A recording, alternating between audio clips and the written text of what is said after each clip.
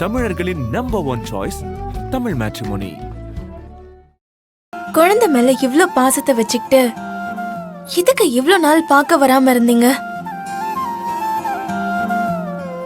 அவன் ஒவ்வொரு தடவையும் அழும்போது பசியில அழறானா இல்ல அப்பா பாசத்துல அழறானான்னு தெரியாம நான் எப்படி எல்லாம் தவிச்சு போயிருக்கேன் தெரியுமா?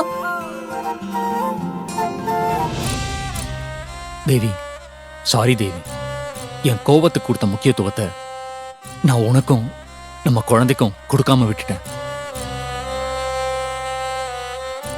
நான் ஒவ்வொரு நாளும் என் குழந்தைய வந்து பார்க்கணும்னு ஆசைப்பட்டிருக்கேன், ஏங்கியிருக்கேன்.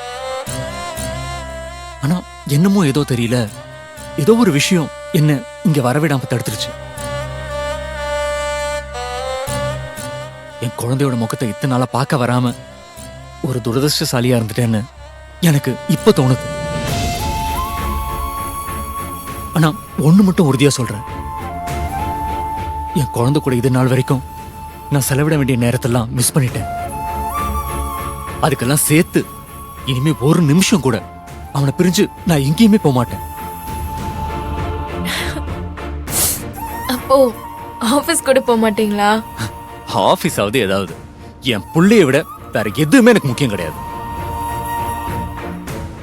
என் புள்ளைய மட்டும் கிடையாது தேவி, உன்னையும் நான் ரொம்ப மிஸ் பண்ணேன் தேவி.